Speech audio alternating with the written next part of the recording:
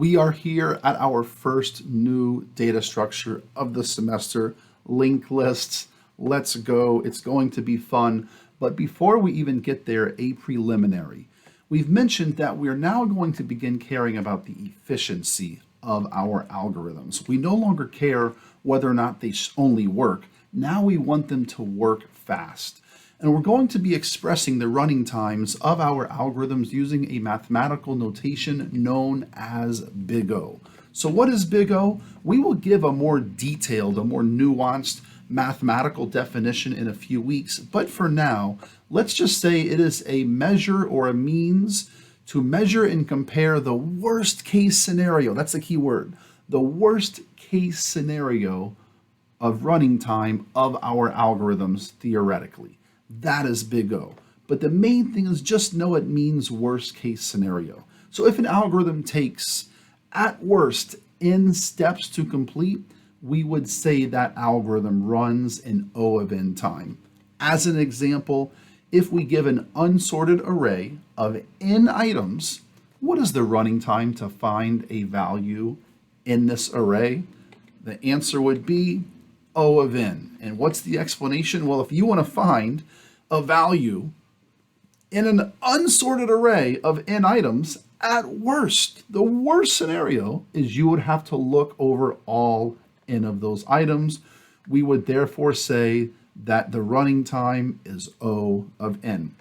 So we're going to start using this term, big O, to say O of n, O of n squared, O of log n, and just know that that means worst case scenario. In a few weeks, we will give the detailed mathematical definition of big O, but we can begin using it from now. So here we are one more time using the Stream Deck. Let's go. Linked lists. What are linked lists? Linked lists are basically, it's just a list. It's an abstraction of a list. You can think of it as a regular list.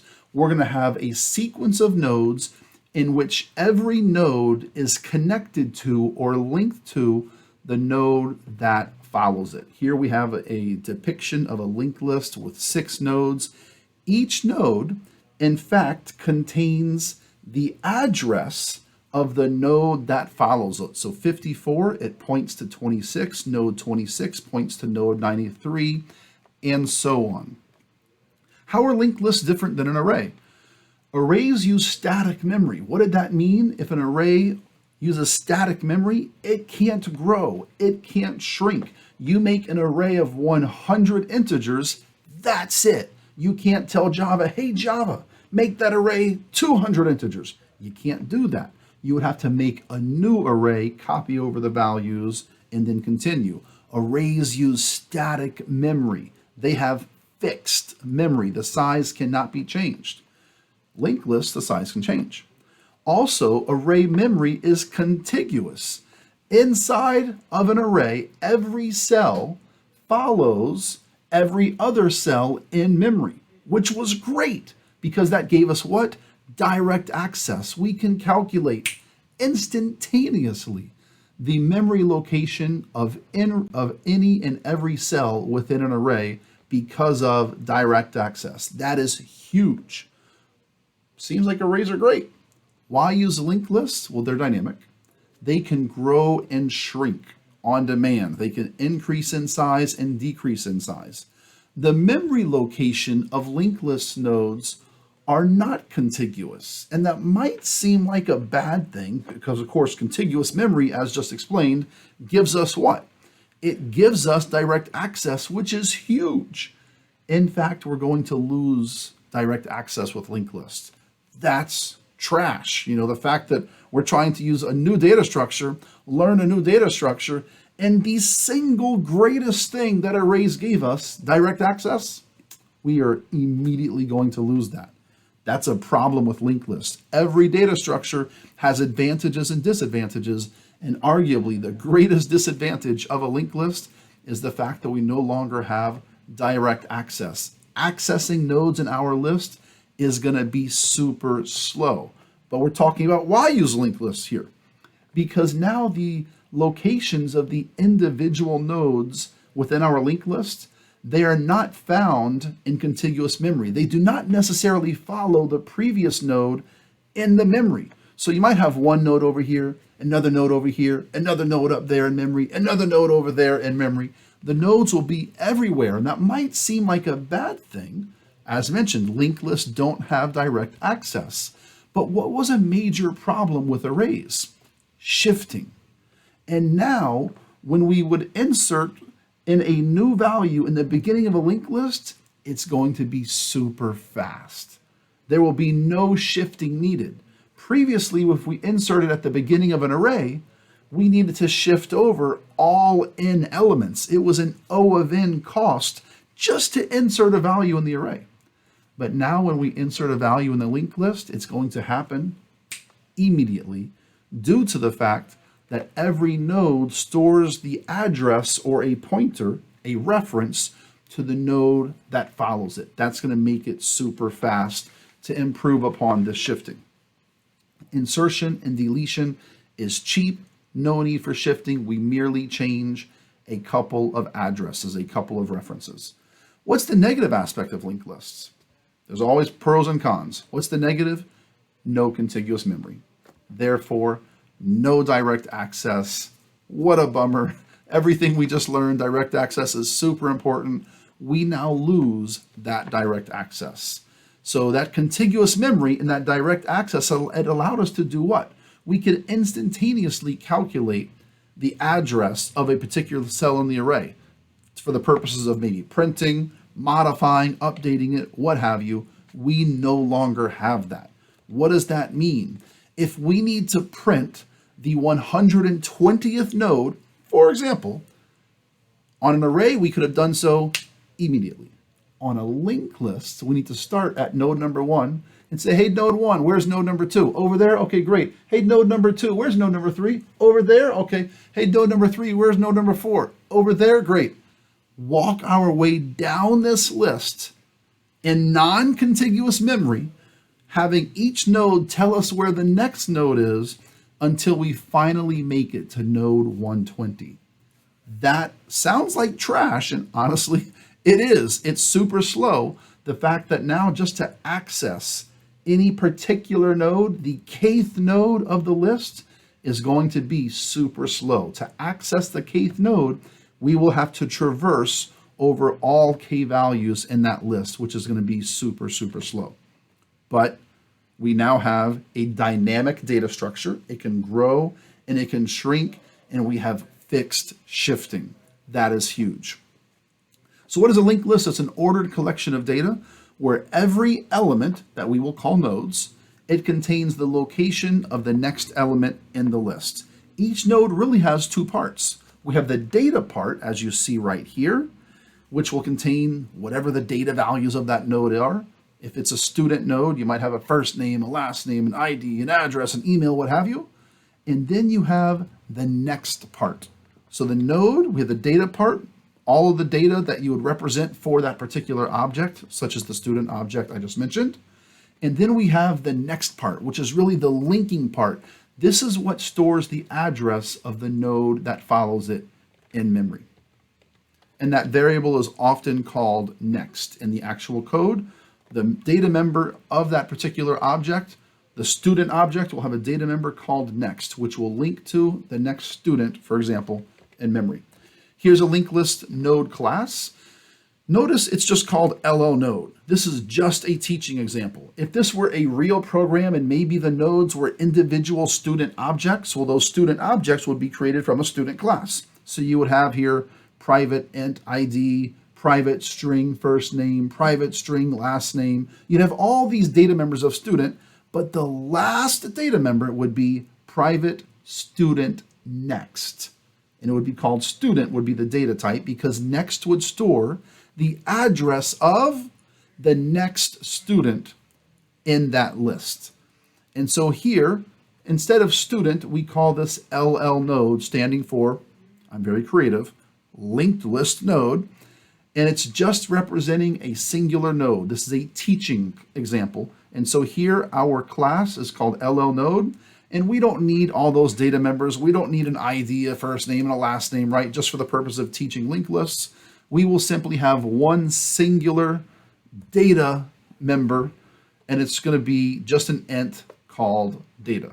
So our linked list will just be a linked list of integer values that will all have one int. Every node will have one int. Also, every node will have an address pointing to or storing the address of the next node in the list, pointing to the next node that follows it. So here we have those two data fields. We also have two constructors. This constructor right here, it receives an integer value. It also receives an address of the next node. So when we are creating a new LL node object, we can initialize it with a given integer value and with the address of the node that follows it.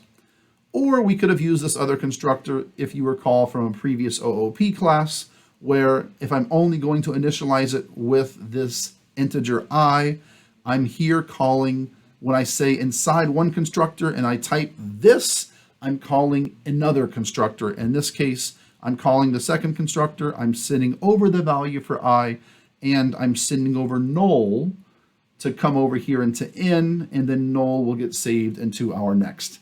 That's really outside the scope, that's prerequisite knowledge, but here are two constructors for this linked list class. So here we go, we have three nodes that we're going to create. We have node A, node B, and node C.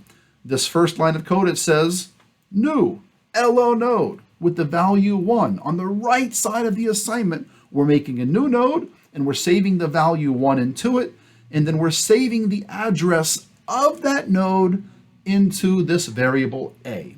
We do that 3 different times. Here is the result. Super exciting. We now have 3 nodes.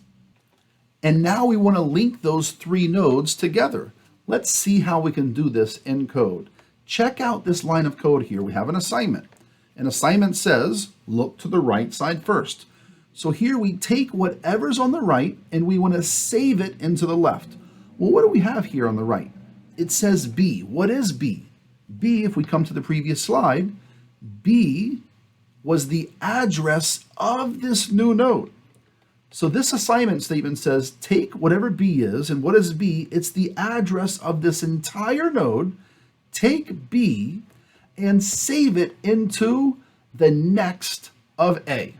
Take B and save it into the next of A.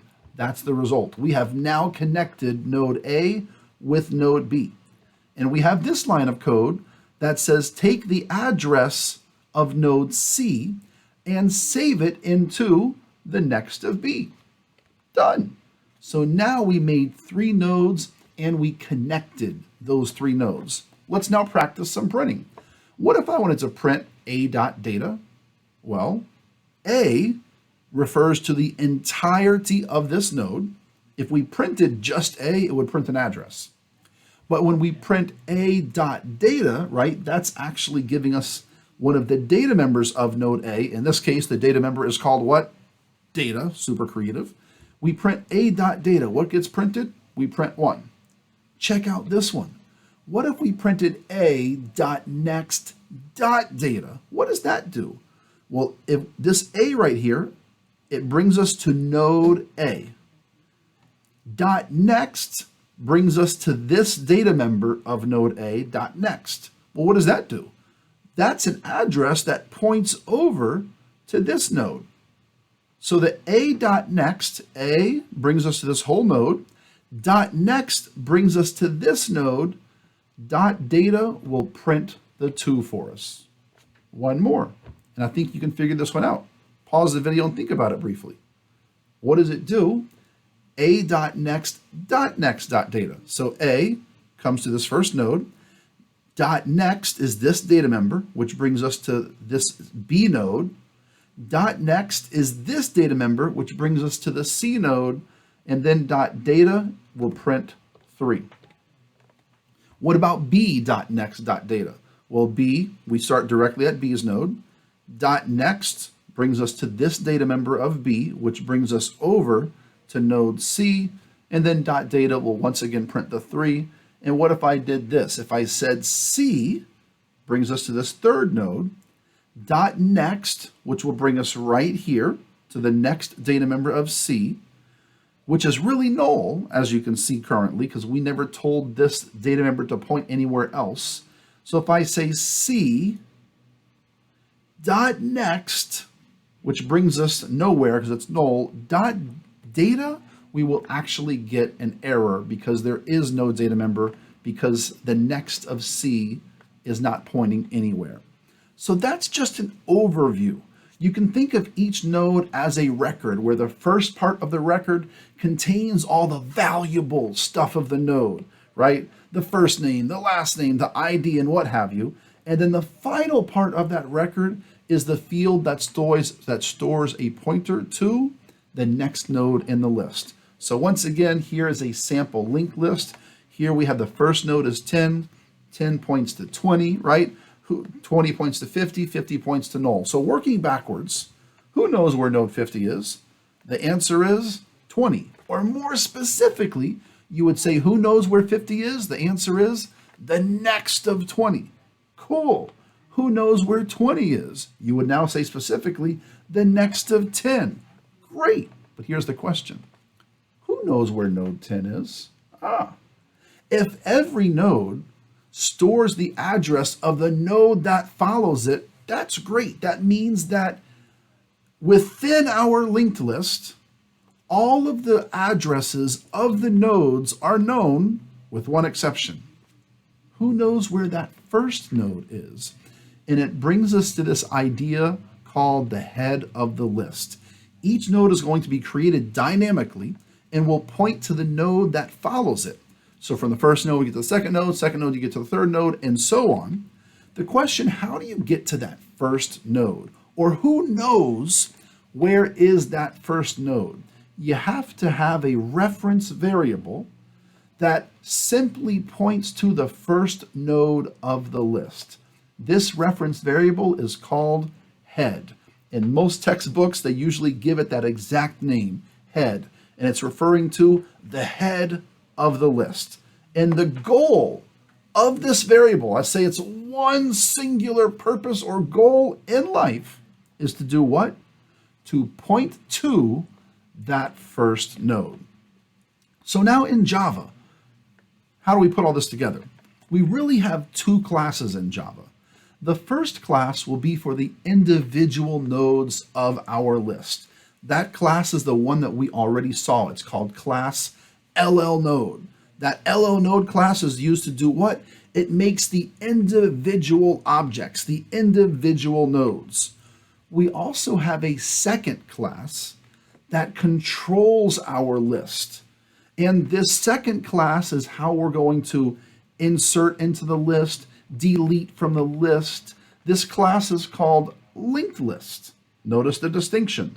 We have the class LO node from which we create objects, individual objects. That's not a list. That's just here's an object, here's an object, here's an object.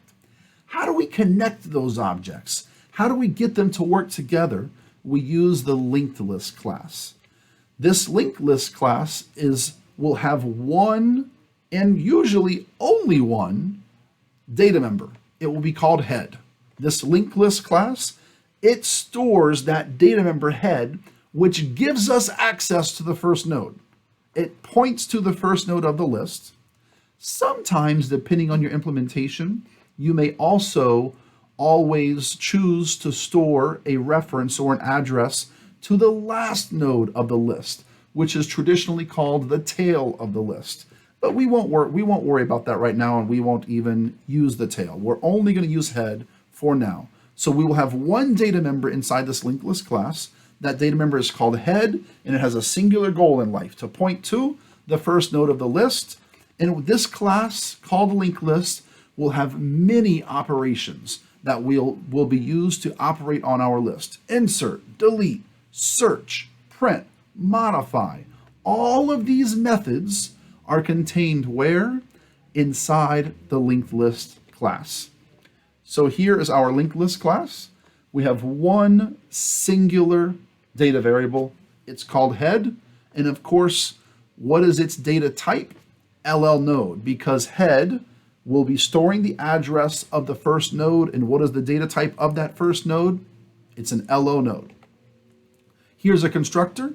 When we create our linked list class, or when we create an object of this linked list class from the very first time, there are no nodes, right? The linked list is empty. Therefore, we set head equal to null to signify this, to indicate that the list is in fact empty. What about if we want to write a method, because we're going to have many methods here, right? An insert method, a delete method, a print method, a search method, to do all these operations on our list. Well, here's our first method, super simple one. Write a method to determine if a given linked list is empty. From what I said, pause the video. How would you tell if a linked list is empty? And your answer should be, well, it's related to head, because I just said, how do you indicate when you make your list right at the beginning that your list is empty? You set head equal to null. So what you could do is, if you want to know if the linked list is empty, just check. If head is null, return true. Else, return false. That should make sense. And that code is perfect. Nothing wrong with that code. But we want to learn a lot of cool things, a lot of ways we can improve upon that, right? Nothing wrong with that code. It makes perfect sense. If head is null, the list is clearly empty, return true. Else, return false. But guess what?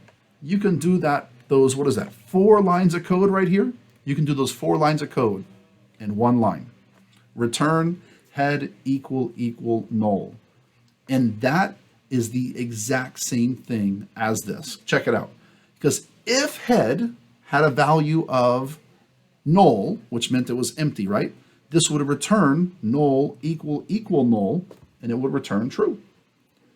But if head had an address instead of null, we would say return address equal null, and that would return false. The exact same thing, 1 line of code instead of 4. That's actually better because evaluating just a Boolean expression is super fast on a computer, as opposed to here we would be evaluating a branching operation. So those are the exact same thing. And what else will come inside this linked list class? Just a ton of methods. Insert method, a method to insert objects into the list, a delete method to delete objects, delete nodes from this list, a search method to search for a particular linked list node, a print method maybe to go print all the values within the nodes. All of these methods go inside the linked list class. Here's a visual representation. We have a linked list class, and we've now created a single object of type linked list. If your program has to have many different linked lists, maybe one linked list for students, another linked list for employees, another linked list for, I don't know, animals on campus, whatever it would be, you might have many linked lists. But here, let's pretend we only need one linked list. Therefore, we would create one object of type linked list. It will have a singular head pointer that points to the first node of that list. And then we have many methods. So remember, we have 2 classes, the linked list class, which we just created an object of. And then what was the other class? The LL node class, where we create the individual nodes of the list. And how do we connect those nodes together? By using these methods right here, the insert method and so on. That is going to come later, but this is the overall explanation. Here's another example of a linked list. Once again, that data part can be as long as we want it to be. It could be a simple integer value, as I've already shown you, but we can also, for the data part, have 20 different fields: first name, last name, email, address 1, address 2, city, state, zip. The data part of a node can be as long as you want it to be. But the most important thing in that node is really the next data member, which stores the address of the node that follows it in memory. Here's an empty linked list. Head is basically pointing to null. Pretty straightforward. All right.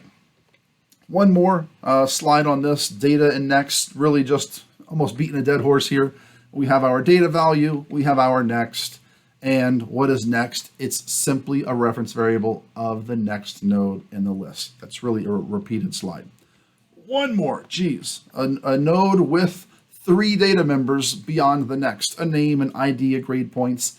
You get the idea. You can have many data members as long as we have this next right here, though, that points to the next node in the list. That is what is most important. What we want to do for the remainder of this video is talk about how we can access the nodes of the list. Insertion and deletion, that's a different video. So for now, we want to assume that we already somehow have a linked list. We already have a list with many nodes inside it. Here we go. We're not going to worry about how we came into that, how we got that list. Again, that's coming. It's a future video. But for now, let's assume we have this list. And of course, we access this list via our head pointer, right? Here's head. It's pointing to our first node of the list. The first node points to the second node, and so on. How would we move down this list? How would we get to the second node, for example? If I wanted to print that second node, what would you do? Pause the video. Think about how would we print that second node? You might say, well, head, which comes to here, dot next comes to here, dot data. Sure, that would print the data value of the second node. What if you want to print the data value of the third node? Head, dot next, dot data? Sure, that would work. What if you want to print the value of the 40th node? Are we really going to print head, dot next, however many times, dot data? No, what a disaster. So we need to somehow move down the list. How could we do that? What if you did this? What if we said head equals head dot next? This is an assignment statement. What's going to happen here? Well, look at the right side of this assignment statement. It's head dot next. Well, what is that? Well, here's head. Head points to this first node. Dot next is this right here. It's the next value of this first node, which stores the address of what? The second node. So the right side of this assignment really is the address of this entire second node, and we're saying take that address and store it where? Store it directly into head. The consequence of which is we have that. So now head is pointing to the second node, and we could go ahead and print that second node by saying head.data. That would work, but that's a problem, and it's a very common newbie mistake. Moving the head to point to the subsequent nodes in the list. Consider if we made head point to that second node instead of the first node, using that instruction I just showed you, what would have just happened? We would lose access to that first node. Remember your Java. If no variable is storing a reference to a particular object, the Java garbage collector has no mercy. It will come and wipe out and completely delete that object. In this case, we would have lost that first node. That's a problem, okay? So how then do we walk down our list? The new word for is traverse. How then do we traverse our list? We make a temporary variable of type LL node to help us with this. That variable is called help pointer. Pretty simple. It's called help pointer. We also initialize that variable to null because it's not good to leave your variables uninitialized. So we set it equal to null. And this is what we're going to do. We're going to first make that variable, help pointer, access our list. Look at what we've done. We take head and we save it into help pointer. Well, ask yourself, pause the video. What is inside head right now? Well, remember, what's the goal in life of head? It's to point to the first node. Head stores the address of that first node. So what we're doing here is we're saying take the address of the first node and save it into help pointer. So help pointer 2 now has access to that first node. And so we can use help pointer to now move down our list. Here's what our picture looks like. Head is pointing to that first node. Help pointer is also pointing to that first node. So we could print the data field of the first node using head, saying head.data, or we could use help pointer.data because they're both pointing to that first node. They would both print the same thing. So a review question, true or false? The linked list class is used to make the actual nodes of the linked list. Pause the video, see what you come up with. The answer, absolutely false. The individual nodes are created using the LO node class. The linked list class, as mentioned, has two purposes. First, simple purpose, it stores that head variable, which has one goal in life to point to the first node of the list. And secondly, the huge purpose of the linked list class is really to fully control your list, to insert new values, to call the creation of new nodes, which are made using the LO node class, to search for values, and many other operations that can be performed on your linked list. Next question. What is stored inside the variable help pointer after the following line of code, where we say help pointer equals head? What is stored in there? Are we storing an address of the head reference variable? Is it B, an address of the first node of the linked list? Or is it C, the first node is now stored inside help pointer? Once again, pause the video, spin 30 seconds, 60 seconds, see what you come up with. The answer is B, an address of the first node of the linked list. The address of that first node was saved where? It was saved into head. So if we now take whatever's in head, the address of that first node, and we save it into help pointer 2 will now point to that first node. So what is in help pointer? It's an address of the first node of the linked list. So now we want to move through the list. We want to traverse down the list using our help pointer. Here's the instruction to step one node over. Help pointer equals help pointer dot next. And I say the syntax here is correct because if you look at the right side of this assignment, help pointer dot next is pointing to a node of type LO node, an object of LO node, and we're saying save that into help pointer, which is also of that exact same data type LO node. Here's the before picture, and now we want to execute that one line of code. We want to move help pointer step one node down the list. We want help pointer to point to that second node. The question is, how do we make that happen? Where is that second node located in memory? It has an address. Where is the address saved of that second node?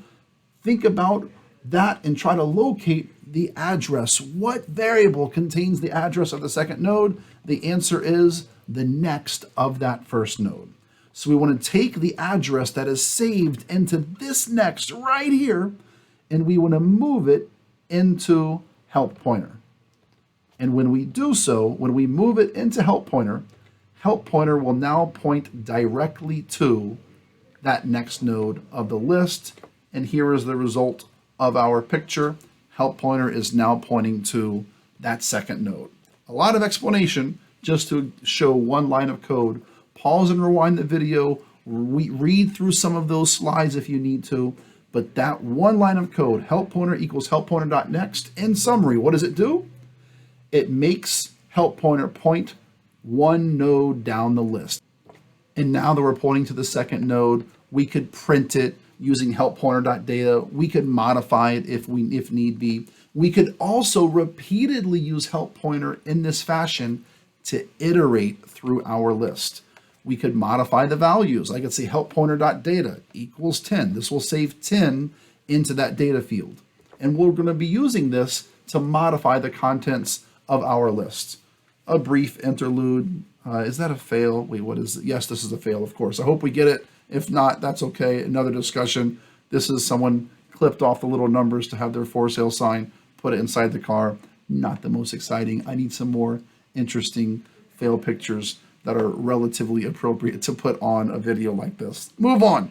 How do we now traverse and print out the contents of a linked list?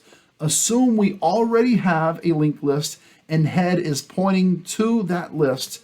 Here is our code to traverse a linked list. I say here, really, I want you to pause the video and try to come up with this code.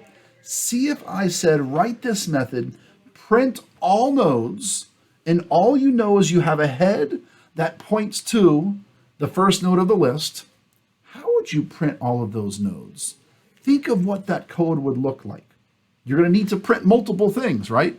You're going to need to print and take one step down the list. Print, take another step down the list. Print, take another step down the list. You're going to have to do this many, many, many times.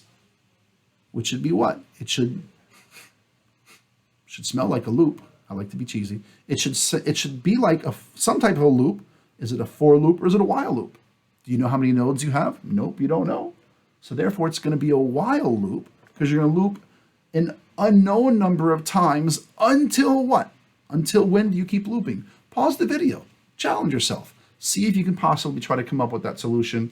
And here we go. This is the code.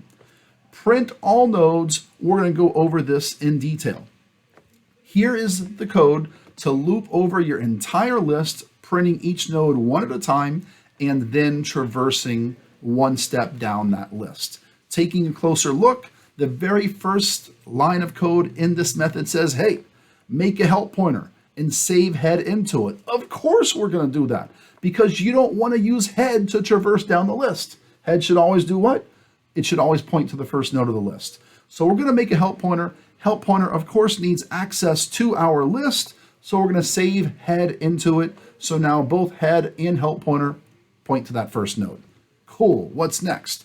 While help pointer is not equal to null, meaning while we are still pointing at a valid node, because if we're ever pointing to null, if help pointer is pointing to null, we've gone off the list. We have traversed all the way down through the list. But as long as help pointer's not pointing to null, guess what? You're actually pointing at a valid actual node. Therefore, do something with it. So that's all it says. Now, once we're pointing at a node, we've confirmed that with the while loop. Do what? Print that node. Since it's not null, we're going to print it, print out that node, and then do what? Take one step down the list. This line of code here, we should be experts at that code. What does that one line of code do? It says, take whatever help pointer is pointing to, point it to the next node.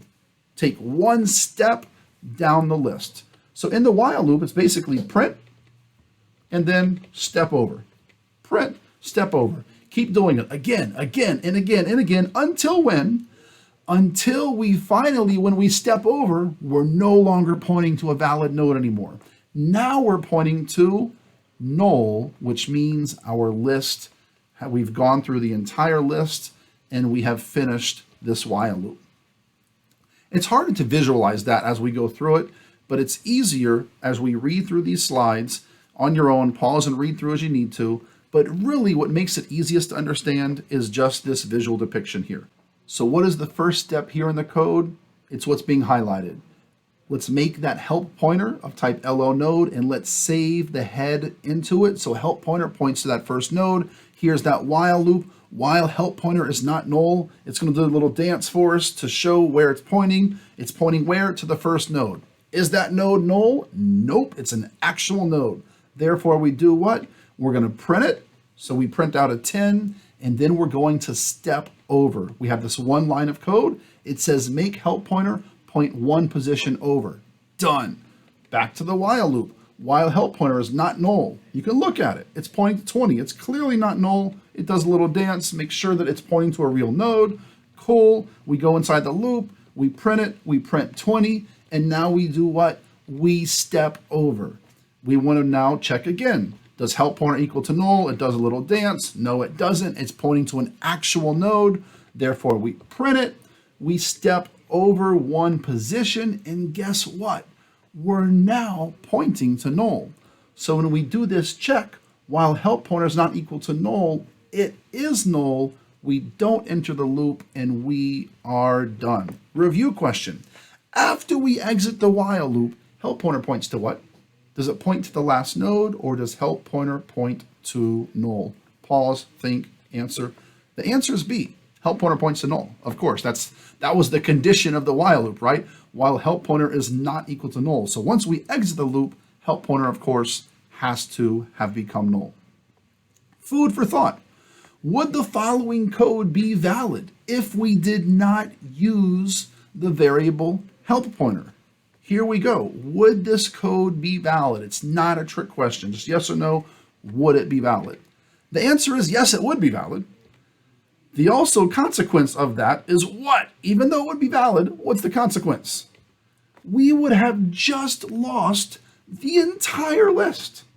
Because if we use head to traverse our list and head traverses all the way down and then points to null, well, congratulations, you just printed the list and you just effectively erased the list because no one knows where that first node is anymore, which is why it's so worthy of the reminder. What does the head pointer always do? It points to the first node of the list, period. It should never do anything else. When traversing the list, you always want to use a help pointer. You never use the head pointer for this, thereby allowing us to always know where that first node is in memory and allowing us to maintain the integrity of our list. What if you want to traverse your list and not print it? Instead, you want to traverse your list and modify that list. What would you do if you want to go adding the value 10 to every data member? Well, here's the code. And guess what? It's the exact same code. That's what's so beautiful here. This looks identical to the previous method we showed, where the previous method was called public void print nodes. Here, modify all nodes. But guess what? It's the exact same code, except instead of printing, what are we doing? We're saying take the data value that help pointer points to, of the node that help pointer is pointing to, add 10 to that value, and then resave it back into the data value. So instead of printing, we are modifying. The takeaway is the code looks identical. Print all nodes, modify all nodes, search for a node. It's pretty much the identical looking code, which is super, super helpful that it makes it easy to actually work with linked lists once you get that. What is the big O running time? To insert a new value at the beginning of an array. We're done with the linked list discussion for now.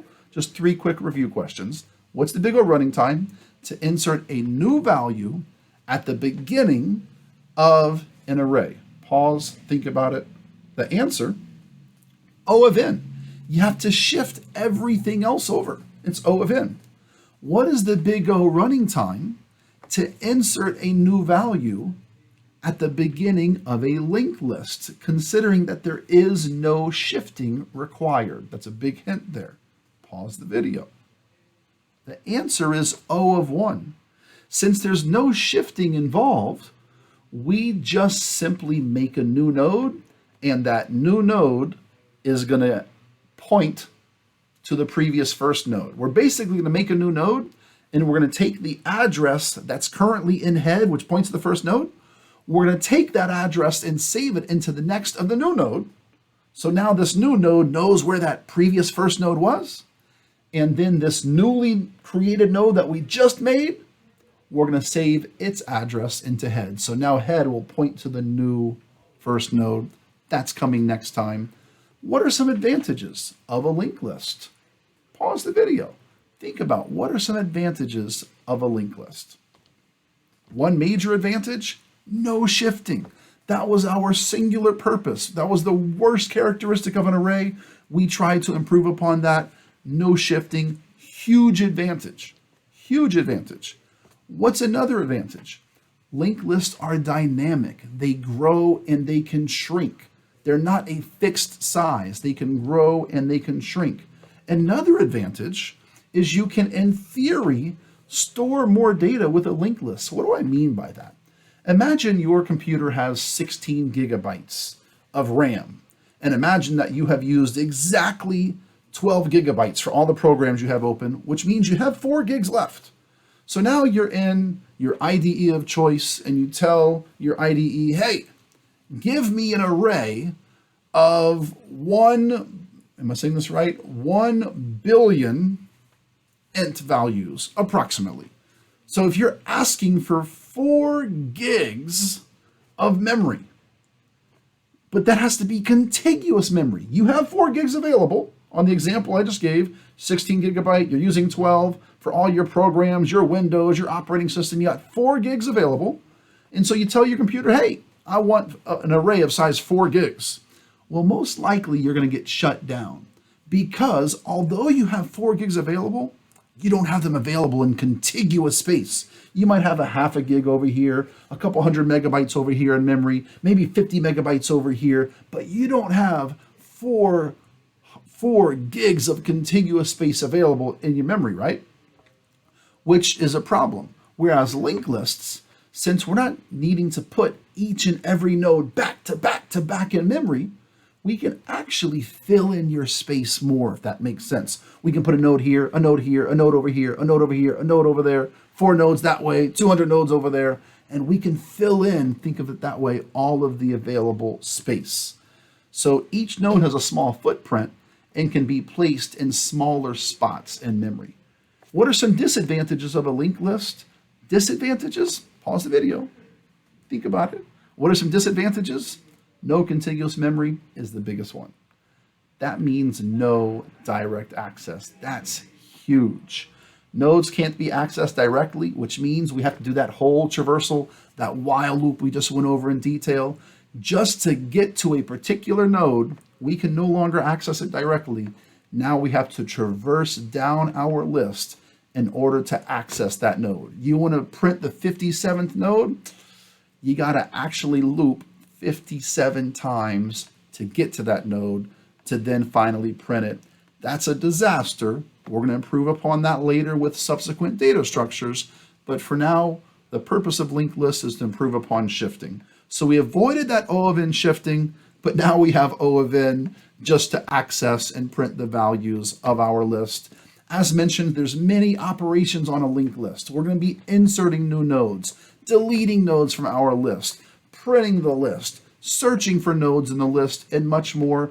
And guess what? For all of that, you need to know how to traverse a list. This has been fun. Was it incredible? I don't know, but our first data structure, let's go. What is the demotivator? The sky is the limit. Too bad you can't fly. Horrible, horrible. It has been fun, everyone. Take care.